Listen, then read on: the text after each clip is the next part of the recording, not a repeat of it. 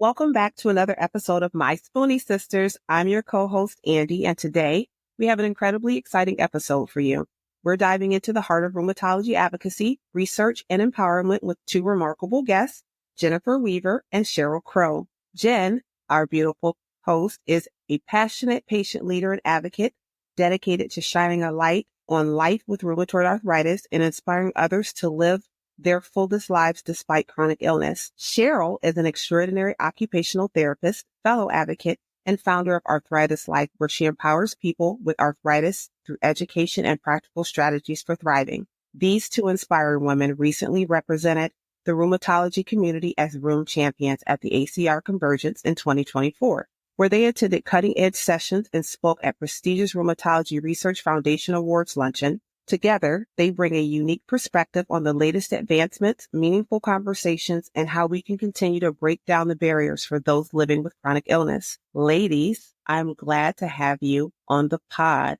Are we ready to chat? Of course. Thanks so much. Awesome. So, the ACR, what does that even stand for people who are unaware of what that even means? Yeah, the ACR stands for American College of Rheumatology, which is a little misleading because it's not a college like a university. It's a professional association, kind of like if you've ever heard of the American Academy of Pediatricians. They say the American Academy of Pediatricians suggests blah, blah, blah. It's like that for rheumatology. ACR is American College of Rheumatology, and the conference is where they bring together all the leaders in the field to talk about the latest research, latest, greatest developments. Yeah, and they like to call it where rheumatology meets. Mm-hmm. Well, rheumatology meets what? So where they meet together to discuss the latest updates. And I will say it's also what's really cool about it for me as a occupational therapist is it's also a truly multidisciplinary organization. So they also have nurses, nurse practitioners, psychologists, physical therapists, occupational therapists, anyone in the health field that works with people with rheumatic and musculoskeletal diseases is able to come to this conference and learn. Oh, also pharmacists, often unsung heroes. So they have separate tracks for people who are MDs or doctors versus the allied health professionals. Historically, they haven't involved patient partners as well as they could have. And I think that there's been a big push in the chronic illness community to involve what they call patient partners or patients who are the experts in their own care in these events. And so Jen and I were able to represent the rheumatology patient community as Rheum Champions with a affiliated organization, the Rheumatology Research Foundation, RRF. They're the foundation that raises money for research in rheumatology. That's a lot of acronyms. Of acronyms. So can you share a little bit more about, we've covered the acronym base, right? We got some new wrinkles on our brains. What has it meant for you guys to be Rheum Champions? Yeah. Do you want to go first? Sure. Yeah. Sorry. Yeah. I think that for me, it is just intrinsically empowering to be invited to share the patient voice. And it's been a really positive experience because the researchers, I think that a lot of them, this is just my impression from talking to them, but they are very cerebral and they're looking at databases and spreadsheets. And sometimes they maybe were motivated to join the research field initially because they want to help patients. They want to help advance the field, right? And ultimately, everyone's trying to understand how these diseases work so they can find a cure. But sometimes they get, the day-to-day of their work is very tedious and they don't get to actually talk with patients that often, who are the ones that are actually benefiting from their work. I mean, I think, Jenny, maybe you felt the same. I don't know, but, share your opinion. But they just were really embracing of us being there. It wasn't at all, oh, well, we have PhDs and we're smart. They were enthusiastic about our participation. So that was a really positive experience. I agree. And, I've talked to Andy before about all the anxiety that I felt there. And I think that was pretty fresh from me coming back. Now I can reflect back and think about all the positives instead of thinking about how awful I was feeling while we were there, because you got to see firsthand, oh my gosh, Jenny fell apart.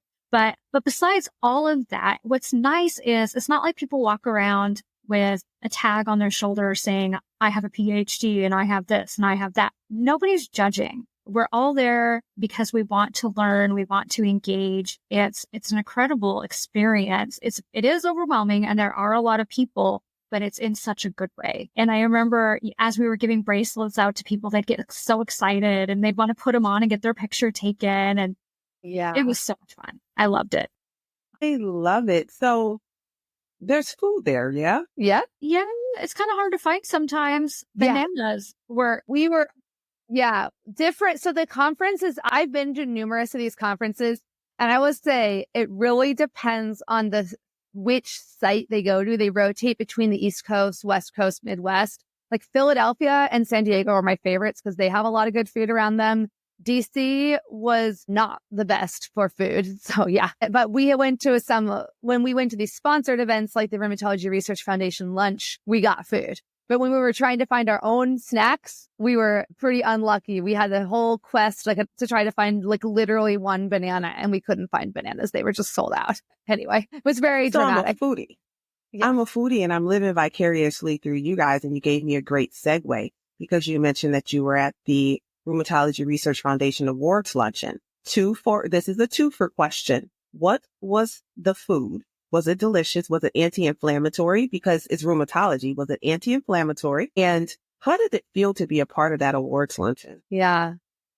We were both nervous because we had to speak. And so we were kind of having that pre-speaking jitters where your appetite goes away. But I think it was chicken and some quinoa. It was pretty healthy. And I actually thought it was really good. The awards luncheon is where they get these research awards. So basically grants to keep performing research. I mean, it was a strange time because it was, I think, 1 or 2 weeks after the election. By that point, we knew who was going to be in power and that they were saying that they're going to do a lot of funding cuts. And I actually think there was a lot of the researchers, everyone wanted to be positive and celebrate the research wins that had happened and the advances in autoimmune, understanding and research and medications. But it was a little bit scary too, because I think when we got into longer conversations with individuals, they were like, well, I don't know what's going to happen to my lab, my scientific lab, if it's funded by a source that's going to be cutting off my funding. So kind of a mixed bag, I would say. Yeah. And I agree with Cheryl. We got in there early as we were prepping, and they bring out the salads and the drinks. But who wants to go eat salad before they're going to get up on stage? Because the last thing you want to do is have lettuce sticking out of your teeth. And yes, my idea to Cheryl was, hey, let's start out with some kind of comedy just because that might help loosen my nerves. It was great. I loved that we did that, and it worked out well. They loved it. They love the puns, but all I could think is, what if I would have been standing there with lettuce hanging out of my teeth? Then, of course, the meal came and it was chicken and it was salmon and it looked so delicious. But again, I had nerves. And so I ate what I could and it was delicious. There was asparagus too, I think. Yep. There was a dessert. I never got to touch it. I don't even know what it was, but the meal itself was delicious. Yeah. Were there any moments during the event that really stood out or inspired you personally, where you left and you were like, that lit a fire in me? I think what we ended up doing was we highlighted a couple of the researchers and said why their work was important to us. And I know because I saw it happen to Jenny too, right after we spoke, when there was kind of a mix and mingle time for people to talk to each other, the researchers came up to us. We actually weren't expecting this. They were one of them had tears in her eyes because her research is all about pregnancy. And I said, this is important to me because I had a pregnancy 10 years ago with rheumatoid arthritis.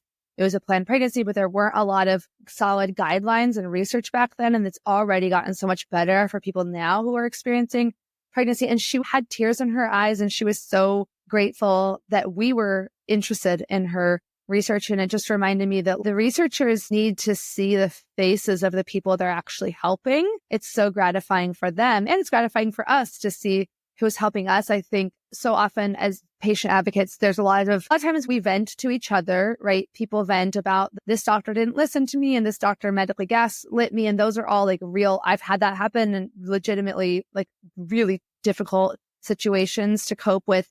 But it's also empowering to counterbalance that, to remember that there's also the positives of people out there who are working till midnight in the lab trying to find a better treatments for us. So that was the key moment. I guess the woman coming up with like tears in her eyes. I didn't know it was going to touch her so emotionally. How about you, Jen? Echo that too. The hugs that we got from individuals afterwards, or even the group at our table. I loved the group at our table. We had fellows, right?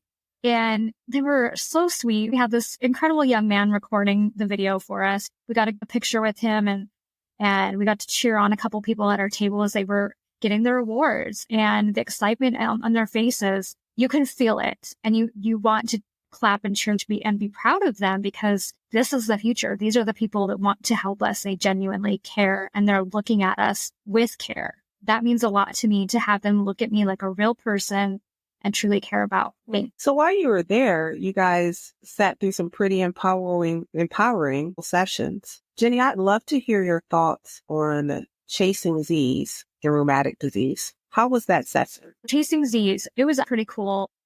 A girl that I know, she works with AI arthritis. She shares about her illness with lupus. Her name is Layla, and her uncle is a rheumatologist. And he was one presenting at the Chasing Z's with a few other people that I didn't really know as well. But it was super exciting to hear them talk about how sleep is so important and how it can be related in disorders with patients of rheumatic disease. And they went through and talked about how important it is for them to teach us sleep hygiene. And sitting there thinking, oh my, yes, sleep hygiene is such a huge topic that we don't always talk about. And does a family doctor talk to you about that as they're telling you need to see a rheumatologist? Probably not. Did my rheumatologist ever talk to me about it? Not really. It was actually a life coach that talked to me about it. And once I started putting in better sleep hygiene, I noticed I started feeling a lot better and a lot less pain.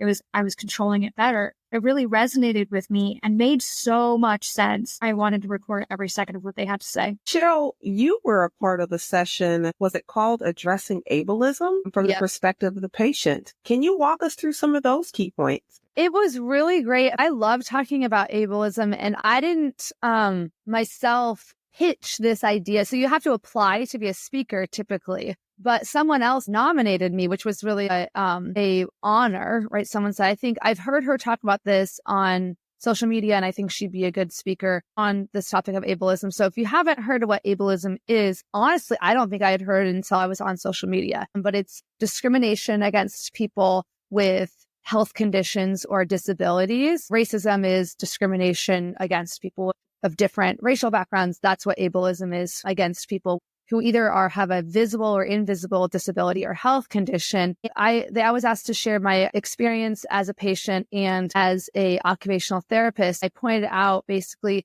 there's some obvious external overt examples that are very obvious. Sometimes I'll get a comment on a TikTok video and I'm using not a mobility aid. I'm actually usually, because my small joints are more affected with rheumatoid arthritis than my big joints. So I don't have any issues with mobility, but I have issues with my fingers, and I'll be wearing a compression glove or using adaptive equipment. Someone's like, you're ugly, or you shouldn't use those things. You're weird. Obvious examples where you are less than because you have a disability or health condition.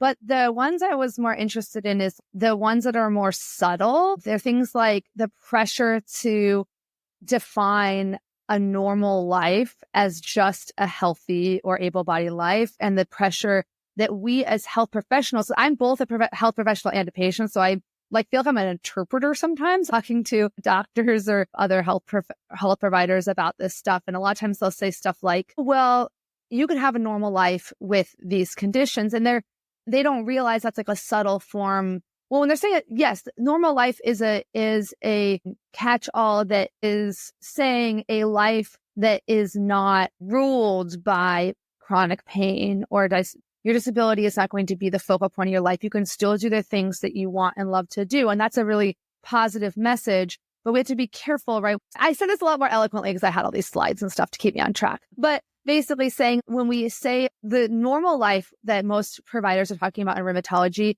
is they're defining normal as healthy or able-bodied. I actually used this example when I was pregnant, and people are like, oh, as long as it's healthy. Right. But okay, so what if it's not healthy? What are you saying? Like, my kid's going to be less lovable because they're not healthy? Like, obviously they're just saying we all wish and desire. I mean, I desire to be to have good health because having poor health is painful and I don't like pain. But it's not a choice a lot of people get to have. And we should still be inspiring our patients to say that you can have a good life instead of saying you can have a normal life. Do you know what I'm saying? Like that kind of thing. So again, sorry, this is not like the most coherent, but I shared my own personal journey of like feeling this pressure to like overcome my arthritis or have the hero's journey, right? Where I like climb the mountain of my illness and then like surmount it. I've even been asked when I've shared my story publicly, someone said, can you share how you overcame it? I'm like, people don't have a good script for like what a chronic illness is. Like, I'm not overcoming it. It's going to be here until there's a cure. Like, but I'm living with it. I'm living alongside it. But at first I felt like I was failing because I didn't overcome it, right? Or heal it or beat it or defeat it. Or like, I'm an arthritis warrior. Like there's all these like subtle pressures we put on people, and in the ways that we as health providers encourage or reward patients, right, for improving constantly. It's a much more complex relationship than it seems at first. And one last little point I'll say is a phrase I hadn't heard till I was on social media a lot, which is called inspiration porn. I hope it's okay to say that, but it's not actually talking about real porn. We're talking about the idea of pictures of a person in a wheelchair and the only disability in life is a bad attitude. And if they can do it, what's your excuse? You know, and it's the using of these images by able-bodied people to make themselves like to force the disabled population or people with disabilities to conform to the able-bodied standard instead of saying there are many ways of having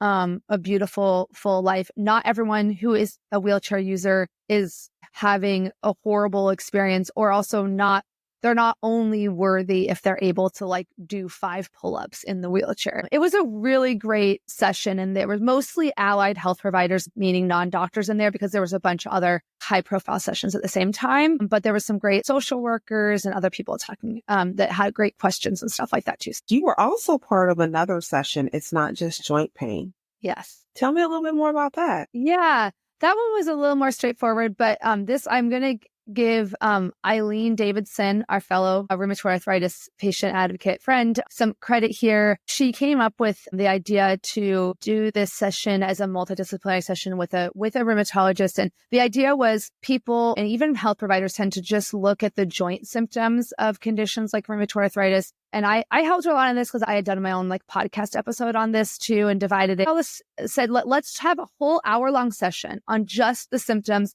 that are outside of your joints. So we divided it into fatigue and then brain fog or cognitive dysfunction and then mental health. So concurrent anxiety and depression that are very prevalent in the rheumatoid arthritis community, and sleep issues, sleep disruptions. We had a really amazing sleep specialist from the University of Michigan who's done amazing research in the effect of lack of sleep on inflammation in your body, and how, like Jenny mentioned earlier, getting adequate sleep can be so positive for your inflammation levels. And we also talked about the importance of interventions to help reduce pain, fatigue, and brain fog. So things like exercise and nutrition were 2 of the big ones. So it was great. People were really receptive. And that one was pretty packed with doctors and allied health professionals too. So it's just literally doctors just telling them to just ask your patient about other symptoms other than joint pain. It's so simple, but often we're only asked, oh, how are your joints? How's your finger? Can I feel your finger? Can I feel your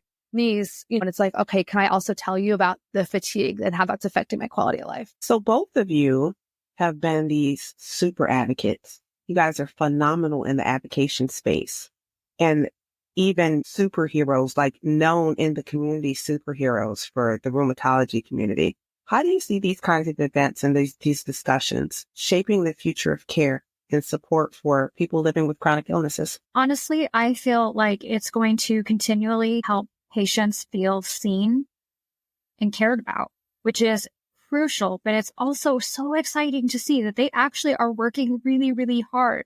We don't see it. We don't see all the behind the scenes things that they are doing to make our lives better. And, you know, Cheryl, that I know that you got to go to a few more sessions than I did because I was there a very limited amount of time, but I went with the Arthritis Foundation to the post ACR. There were people there that had either been to ACR or they got to watch it online. they were presenting on it, getting to hear more. It was amazing. And one of the gals was so passionate. In fact, I was going to give you her name. I asked her if she'd be on the podcast. She was such a gifted speaker and passionate about what she was talking about. Andy, it's one I told you about too. It was about POTS. And the person that originally had put this together and presented it at ACR was saying, oh, if you in your professional settings are not asking your patients about this, and if you are not diagnosing this, there's something wrong, because this is happening more than any of us want to admit. So stop trying to direct it to a different physician. You should be diagnosing this. You should be learning more about it. And that struck a chord with me, and I don't even have POTS. That's so funny you say that, Jenny. It's striking a chord. Yeah, same with me. I was like, it's striking a chord with Jenny was very beneficial for Andy because it was helping me connect the pieces as to why I couldn't swallow. That is one of the comorbidities that come with you have POTS. And if your POTS is out of control, the dysphagia. And that was what has been happening to me for almost 3 years. I have been getting kicked around for almost 3 years where they're going, it's not that, it's not that. And then today I got to see my cardiologist and I'm like, is it this? And he says, you're my 1%. He's like, I treat POTS all the time, but I have never come across someone who has lost weight like you, who lost their hunger cues, who is having the digestive upset and all of the things. He said, you are my 1%. I don't have the answer, but I'm committed to helping you find the answer because I don't think anybody has the answer for the 1%. We don't have the answer for the 99.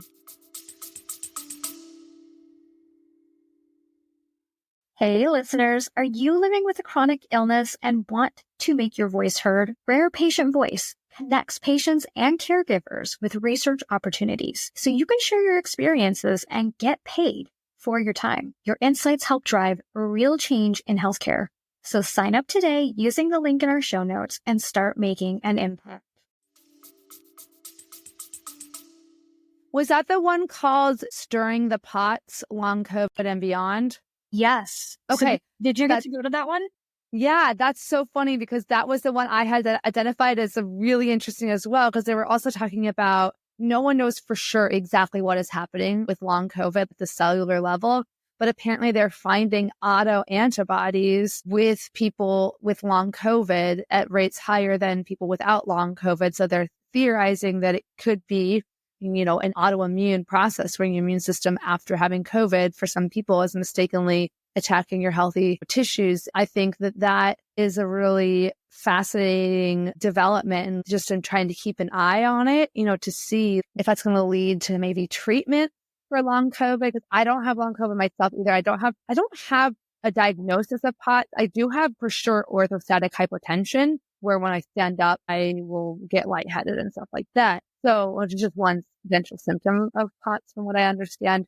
But I just think that so many of us are living with comorbidities, right? It's not just rheumatoid arthritis. It's not just a Sjogren's or POTS. It's like a lot of us have multiple overlapping conditions. So the more we can learn about those comorbidities, hopefully managing those can help us improve our other conditions too. I pulled up my slides from some of the ones that you and I presented on, Cheryl. If you don't mind, Andy, I want to dive into one of the people that we shared on, because I wish she had several sessions, but I couldn't make it to any of them because they were either the days I wasn't there, or I was already committed to something else. Her name is Christina Charles Schumann. I wish that she was on socials because I feel she would be a wonderful one to watch and glean from her research. It's about approach to managing rheumatoid arthritis in the setting of cardiovascular disease. That one has been so important to me. I talk about this all the time, but I have a cholesterol issue that they've never really been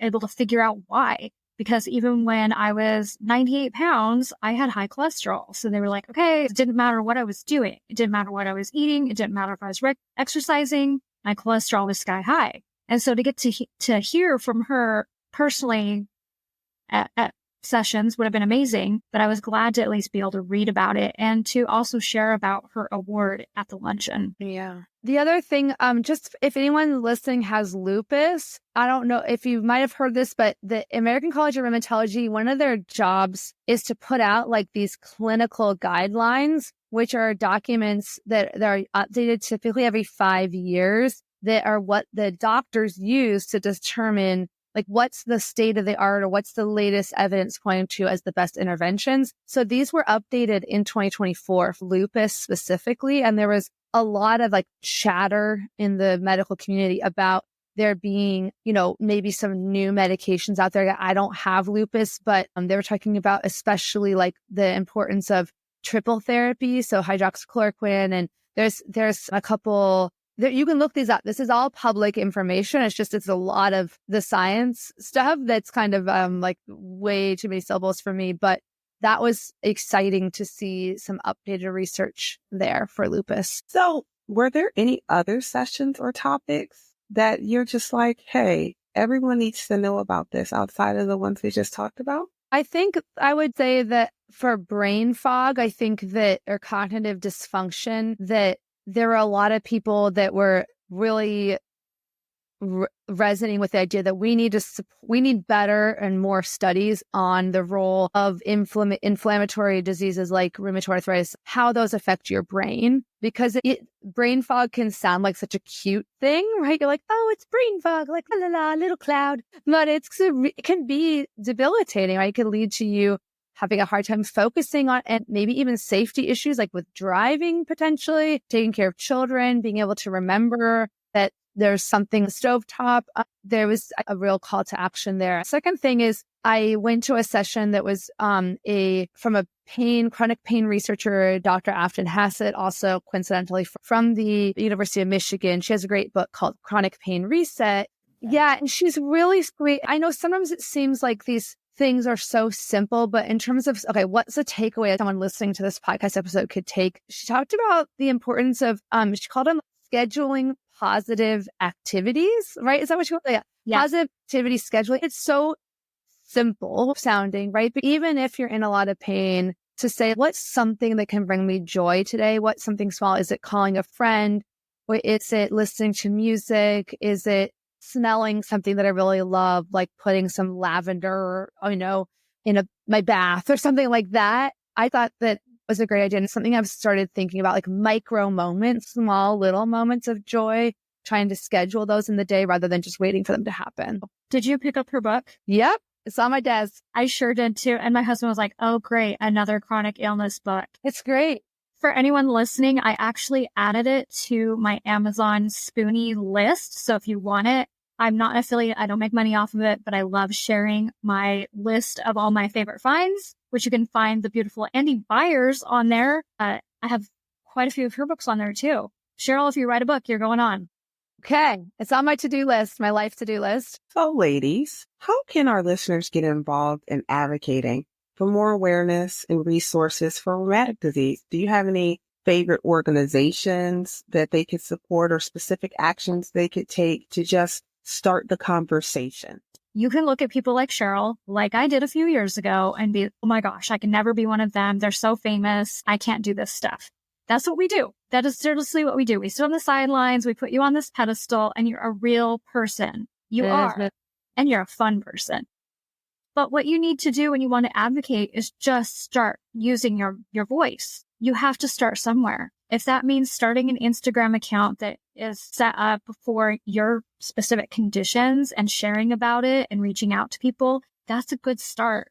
But then when you want to start diving into other things, don't be afraid. I've asked Cheryl questions a million times. I've asked all kinds of other people questions about what they've done, what they enjoy, who they like to work with. It's okay to ask those questions because not all these organizations will just jump into your feed and say, hey, want to work with me? It doesn't work like that. A few of them do. Like the Rheum Champions thing, they reached out to us and it was such an honor. Yeah, that's right.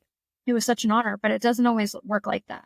So where I would say is just start somewhere and don't be afraid to talk to people. Yeah, I love that. I mean, I think it's the kind of two advocacy paths that I see is like there's like three kind of entry points for advocating in your chronic illness space. And one of them is becoming involved in like legislative advocacy. Every nonprofit that I know of for specific chronic illnesses, whether it's like Dysautonomia Association or, Arthritis Foundation, Creaky Joints, they all have a like system for onboarding people into advocacy. You don't have to figure it out on your own. In fact, I don't get nervous easily. And I was really nervous the first time I talked to like an elected official. because I don't know how the government works. I don't remember. But they're like, literally, it doesn't matter what you know about the government. They just need to hear your story. They need to hear like how like insurance barriers, for example, have affected you and your quality of life. If you're really like a government geek or like into that kind of thing, I mean, I have been flown out to Washington, D.C. through some of the donation dollars to these foundations. You don't have to like do it all on your own. So that's really cool. The second one though is I'm like a heart teacher, hater person. So I love volunteering at like, in-person or now virtual events, occasional events. Or for example, in Washington State, where Jenny and I both live, there's an annual family camp for kids with arthritis and juvenile inflammatory like heart disease. They're always looking for more volunteers. So you can do anything from, painting decorations for the room that they hold the summer camp in the rooms, or there's so many these are all grassroots organizations from my experience. They could always use an extra set of helping hands. So the third thing is that for awareness, you can just start bloom where you're planted. Start either if you're a social media person like I am, you are identified that you're comfortable with it, start sharing about your condition there, connecting with other patient advocates, or if you want to, there's so many creative ideas. I did the Jingle Bell Run for arthritis in Seattle, and it was so adorable. There was a whole lacrosse team of 8-year-old kid, and it was the kid wants more people to know that kids get arthritis too, and they made a team for the Jingle Bell Run, which the proceeds go to the Arthritis Foundation. So it's just be creative and have fun with it. And that will make it more sustainable for you. Exactly. A lot of these have websites, or you can find them on Instagram, TikTok, all the things. And just messaging the person that runs that account. Most of them are very engaging. And the websites even have a spot where you can say, I want to be a volunteer for the Arthritis Foundation, for the one local to me. Mm-hmm. I'm near Oregon, but I'm still in Washington. I don't get to go to the in-person events with you, but I can hold a virtual one. That's okay. Yeah. Those are great things to do too. The Psoriasis Foundation that's close to me in Portland, they're very active, and I do stuff with them as well. Just reach out. Doesn't hurt. Right. So last and final question. Question is, does Andy deviate? Does she go rogue for this last question? Does she go rogue for this last question? Do I want to do that to Cheryl Crow? Because I've been playing.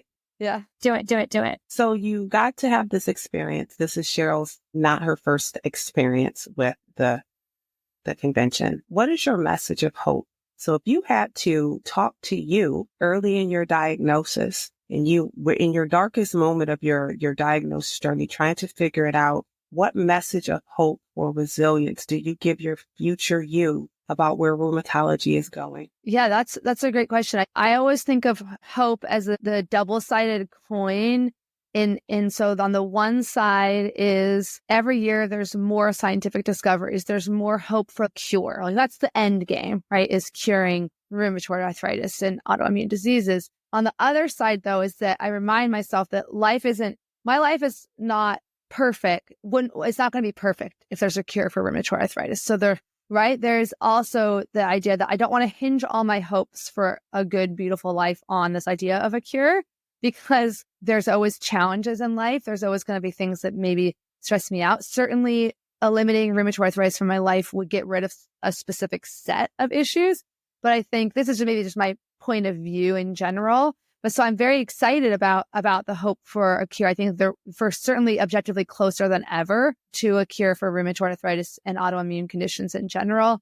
But on the other hand, there's also always hope in the moment for living a good life with whatever challenges are coming your way, and finding, again, those pockets of joy and finding those micro moments of positive activities. I think that really stuck with me. Like, even if I have, whether it's psychological pain, physical pain, whatever, that I feel empowered to turn towards joy and turn towards a full and beautiful life. So that's my message. That's my 9 different thoughts in one. Do you want to say one too, Jenny? I'm supposed to answer the same question. I'm sitting here staring at Andy. Oh, yeah. 100%. Yeah, I was just staring at you back, waiting on you to answer the question. So this is where I admit that I'm having a brain fog moment and I don't even remember the question. So you know what? We have that. So you talking to younger you, a message of hope and resilience about the future of you managing your rheumatic situations and the future of rheumatology. What do you tell you, young you? Well, first of all, I would tell young me, I would say your life's going to be a little different, and that's okay. It's going to scare you. You're going to be a mom taking care of 3 middle schoolers, and you're going to think your life is over and you can't do the things for those kids anymore, but you still can. And with this changed life, you're going to meet incredible people, lifelong friends, people that are going to change your life. And that will make you thankful. It's crazy to say. I know I sound crazy to people that I would not change my life because I don't like pain. Who likes pain? But it's made me who I am today. And for that, I am grateful. I would never take it away. I like the compassionate person that I have become because of what my life has done to me. It is a beautiful thing that I would never take away because I am who I am.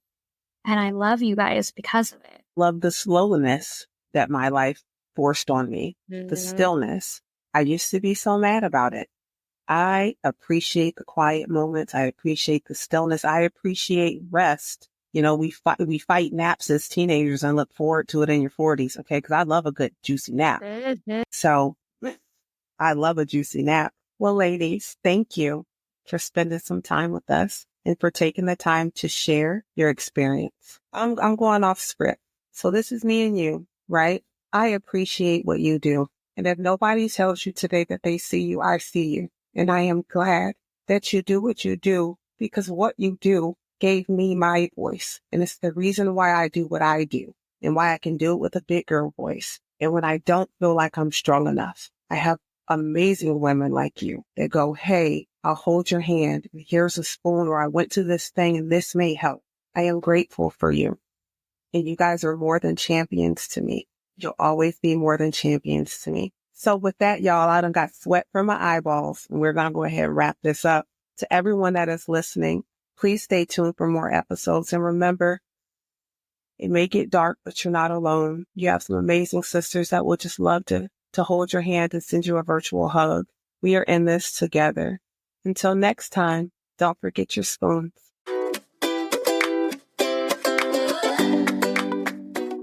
All guests featured or mentioned in this podcast will be listed for your convenience. Don't forget to rate and subscribe to My Spoonie Sisters and follow My Spoonie Sisters on Instagram for updates on new episodes and more. We eagerly look forward to speaking and hearing from all our Spoonies. Disclaimer: while we are not doctors or healthcare practitioners, we want to assure you that this podcast is a credible source of information. It's based on our guests' personal experiences and the strategies we've found effective for ourselves. However, everyone's body is unique, and what works for one person may not work for another. If you have any health-related questions, it's always best to consult your primary doctor or rheumatologist. Remember, our goal at My Spoonie Sisters is to connect people and provide them with the support and tools they need to live better lives.